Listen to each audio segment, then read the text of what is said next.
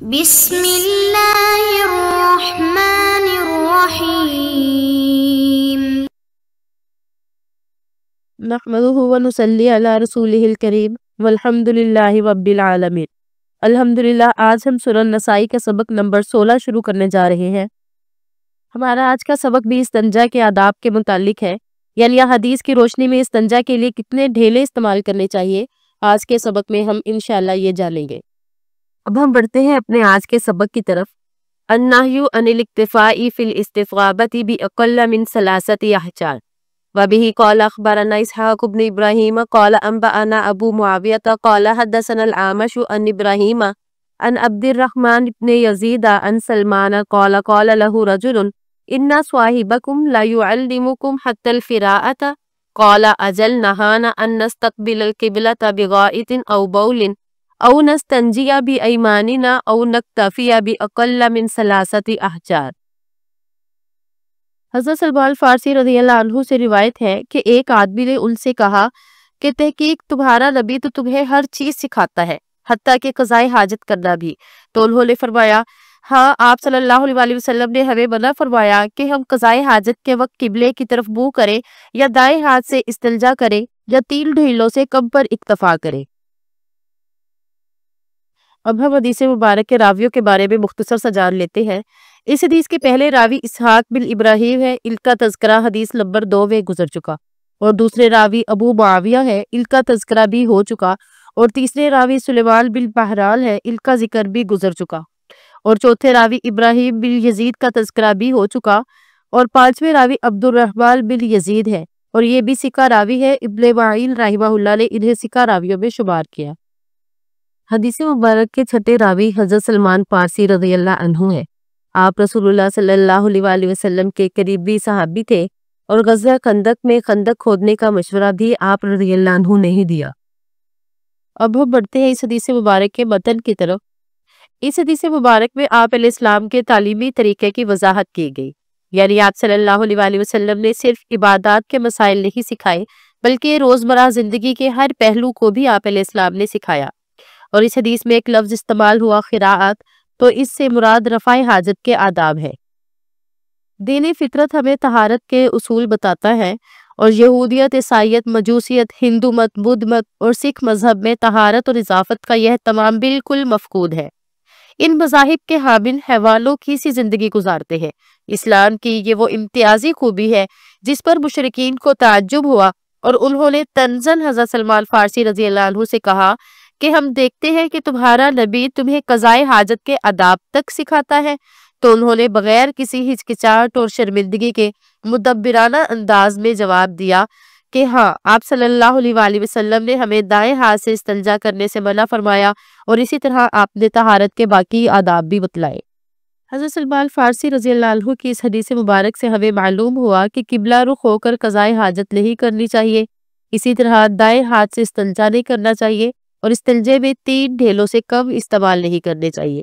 تو یہ حدیث ان حضرات کی دلیل ہے جو یہ کہتے ہیں کہ استنجا میں 3 ڈھیلے واجب ہیں، لیکن بعض اوقات ہمیں 3 سے زیادہ ڈھیلے بھی استعمال کرنے پڑتے ہیں۔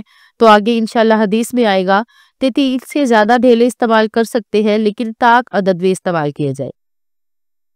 اس حدیث مبارک سے ہمیں یہ بھی معلوم ہوا کہ نبی اکرم صلی اللہ علیہ وسلم اپنی امت کی تعلیم کی کس قدر فکر کیا کرتے تھے، یعنی آپ نے نہ صرف ان کو عبادات کے طریقے بتلائے، بلکہ آپ نے زندگی کے ہر امور کے بارے میں آپ نے سمجھایا، خواہ وہ کتنا ہی معمولی عمل ہی کیوں نہ ہو۔ اب ہم بڑھتے ہیں اگلے باب کی طرف۔ الرخصۃ فی الاستطابۃ بحجرین، یعنی 2 ڈھیلوں سے صفائی کرنے کی رخصت۔ وبه قال اخبرنا احمد بن سلمان قال حدثنا ابو نعیم عن زہیر عن ابی اسحاق قال لیس ابو عبیدہ وذکرہ ولکن عبد الرحمن بن اسود عن ابیہ انہ سمع عبد اللہ یقول اتى النبی صلی اللہ علیہ وسلم الغائط وامری ان آتیہ بثلاثۃ احجار فوجدت حجرین والتمست الثالث فلم اجدہ فاخذت روثۃ فاتیت بہن النبی صلی اللہ علیہ وسلم فاخذ الحجرین والقى الروثۃ وقال هذه رکس قال ابو عبد الرحمن الرکس طعام الجن۔ حضرت عبداللہ بن مسعود رضی اللہ عنہ سے روایت ہے کہ رسول اللہ صلی اللہ علیہ وسلم قضائے حاجت کے لیے گئے اور مجھے 3 ڈھیلوں کا حکم دیا کہ میں 3 ڈھیلے لاؤں۔ مجھے 2 ڈھیلے تو مل گئے لیکن تیسرا تلاش کیا مگر نہ ملا، سو میں نے لید کا ٹکڑا لے لیا اور نبی کریم صلی اللہ علیہ وسلم کے پاس لے آیا۔ آپ نے ڈھیلے تو لے لیے جبکہ لید پھینک دی اور آپ علیہ السلام نے فرمایا یہ رکس ہے۔ ابو عبد الرحمن یعنی امام نسائی نے فرمایا کہ رکس سے مراد جنوں کی خوراک ہے۔ اب ہم حدیث مبارک کے راویوں کے بارے میں مختصر سا جان لیتے ہیں۔ اس حدیث مبارک کے پہلے راوی احمد بن سلیمان ہے اور یہ ثقہ راوی ہے، اور دوسرے راوی ابو نعیم ہے۔ علماء نے آپ کے لیے بھی تعریفی کلمات کہے۔ حدیث مبارک کے تیسرے راوی حضرت زہیر ہے اور یہ بھی ثقہ راوی ہے۔ ابن معین رحمہ اللہ نے انہیں ثقہ راویوں میں شمار کیا، اور چوتھے راوی ابو اسحاق ہے۔ اس حدیث مبارک کے 5ویں راوی حضرت عبد الرحمن بن اسود ہے اور آپ مشہور تابعی تھے، اور حدیث مبارک کے 6 راوی آپ کے والد اسود بن یزید ہے، ان کا تذکرہ پہلے ہو چکا، اور 7ویں راوی عبداللہ بن مسعود ہے، ان کا ذکر بھی ہم نے پہلے کر لیا۔ اس حدیث مبارک کو امام نسائی کے علاوہ امام بخاری، ترمذی اور ابن ماجہ وغیرہ نے بھی اپنی کتابوں میں ذکر کیا، اور اس حدیث مبارک میں ایک لفظ استعمال ہوا رکسن۔ امام نسائی رحمہ اللہ نے اس کی تفسیر طعام الجن سے کی، تو امام نسائی حدیث میں رکسن کا مطلب بیان کر رہے ہیں، مگر یہ معنی لغت کی کسی کتاب میں نہیں پایا جاتا۔ ممکن ہے امام صاحب کا مطلب یہ ہو کہ لید سے استنجا نہ کرنے کی وجہ یہ ہے کہ یہ جنوں کی خوراک ہے، واللہ عالم بالصواب۔ اس حدیث مبارک سے ہمیں معلوم ہوا کہ استنجا کرنا واجب ہے، اور استنجا کے کاموں میں دوسروں سے مدد لی جا سکتی ہے، جیسے کہ اپنے خادم یا بیوی کو اگر پانی بھرنے کے لیے کہہ دیا جائے، اسی طرح ڈھیلیوں کے لیے کہہ دیا جائے تو یہ کہنا جائز ہے۔ یہ حدیث مبارک ان حضرات کی دلیل ہے جو یہ کہتے ہیں کہ 3 ڈھیلے واجب نہیں، یعنی بوقت ضرورت اگر 3 سے کم ڈھیلوں سے استنجا کر لیا جائے تو یہ بھی جائز ہے۔ یہ حدیث اس بات کی دلیل ہے کہ لید کے ساتھ استنجا نہیں کرنا چاہیے۔ آپ علیہ السلام نے 3 ڈھیلوں سے کم پہ اکتفا کر لیا لیکن لید کو پھینک دیا، اس لیے کہ وہ نجس ہے اور طہارت کی بجائے نجاست کو بڑھاتی ہے۔ اب ہم بڑھتے ہیں اپنے اگلے باب کی طرف۔ باب الرخصتی فی الاستطابۃ بحجر واحد، یعنی ایک ڈھیلے سے صفائی کرنے کی رخصت۔